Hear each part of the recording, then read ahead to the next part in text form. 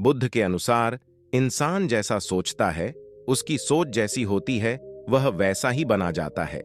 कोई मनुष्य बुरी सोच के साथ बोलता या काम करता है तो उसे कष्ट ही मिलता है। वहीं यदि कोई व्यक्ति शुद्ध विचारों के साथ बोलता या काम करता है तो उसे जीवन में खुशियां मिलती हैं। ये खुशी उसकी परछाई की तरह उसका साथ कभी नहीं छोड़ जाती है।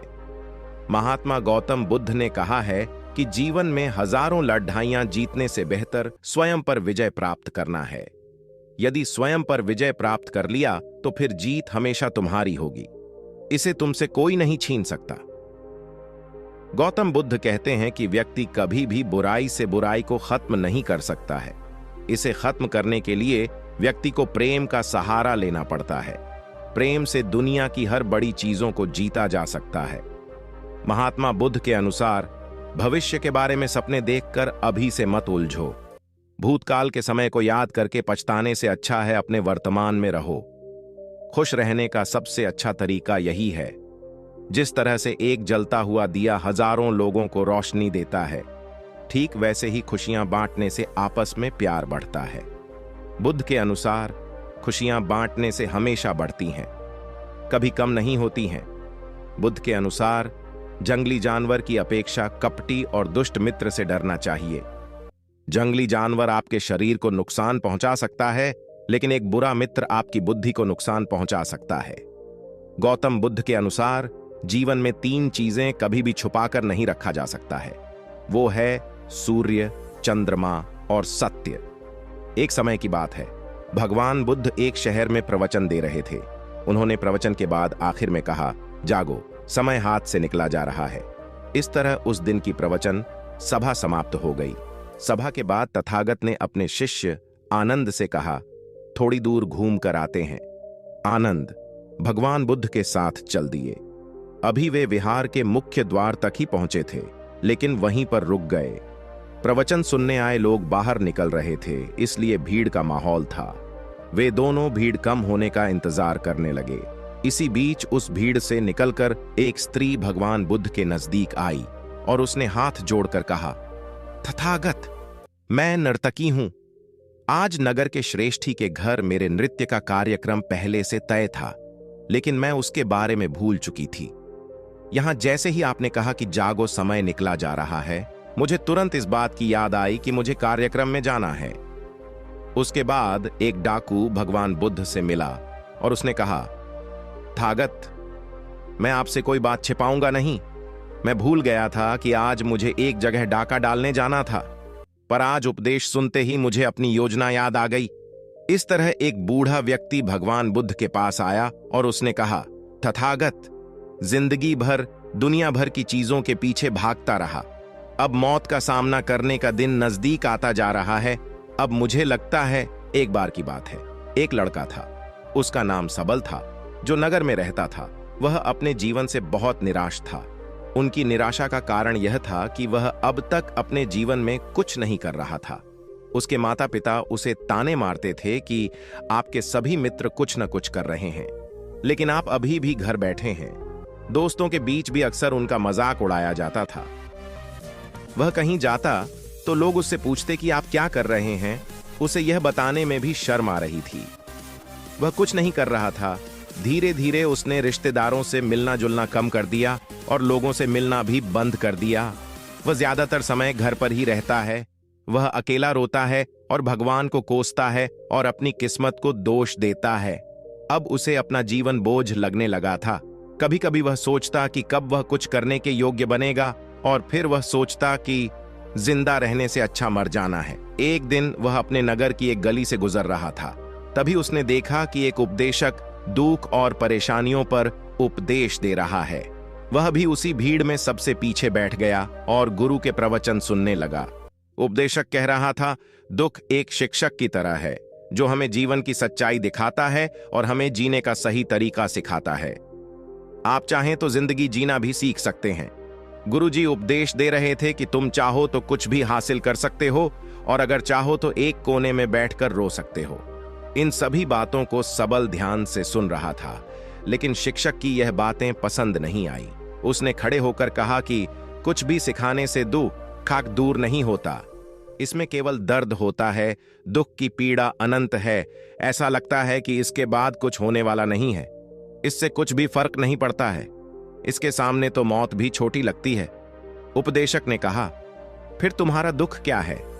सबल ने उसके सामने अपनी सारी व्यथा सुनाई और पूछा, मेरे दुख का कोई उपाय है तुम्हारे पास? यह सुनकर शिक्षक मुस्कुराए और बोले, तुम उस दिन मेरे पास आओ जब आपके जीवन में वास्तविक दर्द हो, मैं आपकी समस्या का समाधान अवश्य करूंगा। यह कहकर गुरु वहां से चला गया। सबल ने सोचा, कहीं मेरा दुख नकली तो नहीं है? क्या मैं जिस दर्द से गुजर रहा हूं वह नकली है? मेरा दुख कोई नहीं समझ सकता। जब मां बाप नहीं समझते तो गुरु क्या समझेगा? उनके दुखों से व्यथित होकर सबल ने एक फैसला लिया कि अब वह कुछ करेगा। सबल ने एक छोटा व्यवसाय शुरू किया, पर उसे सफलता नहीं मिल रही थी। लेकिन उसके घर वाले पूछते हैं कि क्या वह कुछ कोशिश कर रहा है? वह अपने व्यवसाय में लगा रहा और धीरे धीरे उन्हें सफलता मिलने लगी। फिर उसने गति पकड़ी और केवल 3 साल के अंदर ही वह एक बड़ा बिजनेसमैन बन गया। अब सबल के आसपास ऐसे कई लोग थे जो उसकी परवाह करता था, जो उससे प्यार करता था। अब उनके परिवार के सदस्य भी उसकी तारीफ करते नहीं थक रहे थे। दिन ब दिन उसके मित्रों की संख्या बढ़ती जा रही थी। अब वह अपनी जिंदगी से बहुत खुश था। उनके कुछ दोस्तों ने उन्हें सलाह दी कि जब आप एक बड़ा बिजनेसमैन बनकर बहुत खुश हैं, तो सोचिए आपको कितनी खुशी होगी अगर आप इस शहर और इस राज्य के सबसे बड़े बिजनेसमैन बन जाते हैं। कितने लोग आपसे जुड़ना चाहेंगे, आपकी कितनी बड़ी ख्याति होगी और स्वयं राजा भी आपसे दोस्ती करना चाहेंगे और जरूरत पड़ने पर ही आपसे पैसे उधार लेंगे। दोस्तों की यह बात सबल के मन में घर कर गई। अब वह और पैसे कमाने की कोशिश करने लगा, लेकिन उसे यह सब बहुत ही जल्दी चाहिए था। वह समय बर्बाद नहीं करना चाहता था। उनका अधिकांश समय इन चीजों को प्राप्त करने में गलाने लगा। इसलिए वह ऐसे काम करने लगा जो सही नहीं था। उसने बड़ा उधार लेना शुरू कर दिया। उसके दोस्तों से पैसे की मात्रा और अधिक मुनाफा कमाने के लालच में वह अपने माल में मिलावट करने लगा। उसने अन्य व्यापारियों के खिलाफ भी साजिश रची और उन्हें डराया धमकाया। जैसा उसके दोस्त कहते थे वैसा ही करता था। वह इन तरीकों से ज्यादा पैसा कमा रहा था, पर अब उसके जीवन में पहले जैसा चयन न था। उनके मन की शांति गायब हो गई थी और वह रात को सो नहीं पाता था। वह हंगामे में रहता था। वह सब कुछ पाकर भी उन्हें किसी चीज में सुख नहीं मिल रहा था। एक दिन सबल अपनी गाड़ी में कहीं जा रहा था, तभी रास्ते में उन्हें उपदेशक का आश्रम दिखाई दिया। वह रुका और गुरु के पास जाकर बोला, संत, आपने मुझे मेरे पास आने के लिए कहा था जब मेरे जीवन में सच्चा दुख आता है। अब मैं बहुत दुखी हूं कि मेरी नींद हराम हो गई है, मुझे कहीं भी शांति नहीं मिल रही है। इस प्रकार सबल ने अपनी सारी समस्याएं गुरु को बता दी। गुरु ने कहा, जब तुम पहली बार मुझसे मिलने आए थे तब भी तुम किसी दुख में थे। आपने उस दर्द से क्या सीखा? सबल ने कहा कि सिर्फ सोचने और चिंता करने से कुछ नहीं होता। आपकी दृष्टि को सच करने के लिए यह कार्रवाई करता है और सिर्फ काम करने से कुछ नहीं होता, परिणाम भी मिलना चाहिए।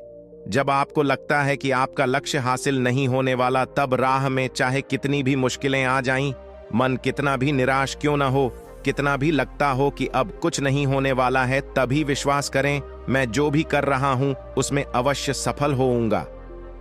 खुद पर ध्यान दो, लोगों पर नहीं। लोग केवल सफल लोगों का सम्मान करते हैं। कोई कितना भी अच्छा क्यों ना हो, वह हमेशा लोगों की नजरों में बोझ बने रहते हैं। यह सब सुनकर उपदेशक मुस्कुराया और बोला, जब आपके पास है तो यह वास्तविक दुख नहीं है। अपने जीवन में वास्तविक दुख आए तब मेरे पास आओ, मैं उसे ठीक कर दूंगा। सबल ने जाते समय साधु को सोने के सिक्कों से भरा घड़ा भेंट किया। घड़े को देखकर गुरु ने कहा कि यह मेरे किसी काम का नहीं है, उस पेड़ के नीचे गड्ढा खोदकर गाड़ दो। सबल ने घड़े को पेड़ के नीचे दबा दिया, जैसा कि गुरु ने बताया, और वहां से चला गया। कुछ दिनों से कारोबार ठीक चल रहा था, लेकिन व्यापार के गलत तरीके के कारण धीरे धीरे उसे व्यापार में घाटा होने लगा। उसकी सारी दौलत धीरे धीरे उसे व्यापार में घाटा होने लगा। उसकी सारी दौलत धीरे धीरे खत्म होने लगी और एक दिन ऐसा भी आया जब उसके पास कुछ भी नहीं बचा और उस पर कर्ज का बोझ चढ़ गया था। परंतु वह निश्चिंत था। क्योंकि उसने अपना सारा कर्ज अपने दोस्तों से लिया था। उसने सोचा कि उसके दोस्त बुरे वक्त में उनके साथ खड़े रहेंगे, लेकिन ऐसा कुछ नहीं हुआ। जैसे ही बुरा वक्त आया, दोस्त पहले उससे कर्ज मांगने लगे। अगर उसने कर्ज नहीं लौटाया, उन्होंने उसे जान से मारने की धमकी भी दी। उनके सभी शुभचिंतक और प्रियजन उससे दूर हो गए। उसके दोस्त जो उसके साथ मस्ती किया करते थे, अब उससे दूर भाग रहे थे। उसका परिवार उसकी गलतियां और कमियां गिनने लगा। उनकी सारी संपत्ति नीलाम कर दी गई और उसके पास कुछ भी न बचा। जब उसने अपने पिता से मदद मांगी, पिता ने कहा कि मेरे पास थोड़ी सी संपत्ति है, मैं तुम्हारी मां को क्या कहूंगा अगर मैं तुम्हें दे दूं। यह संपत्ति हमारा अंतिम उपाय है। सबल के मन में गहरा दुख छा गया। उसके आसपास कोई नहीं था जो उनके दुख को समझ सके, जो उसे संभाल सके।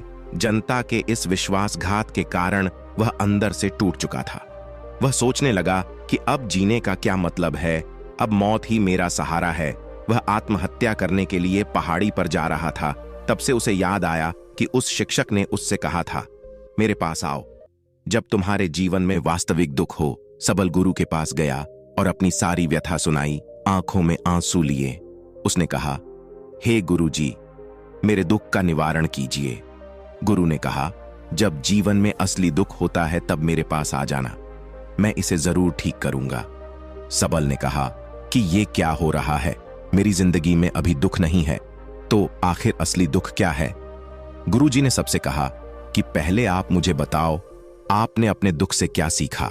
सबल ने कहा कि मैंने वह सीखा, जो लोग हमारे जीवन में आते हैं वह हमारी सफलता और प्रगति के कारण वो हमें धोखा जरूर देंगे, क्योंकि बुरे समय में वे हमारे साथ नहीं खड़े होंगे।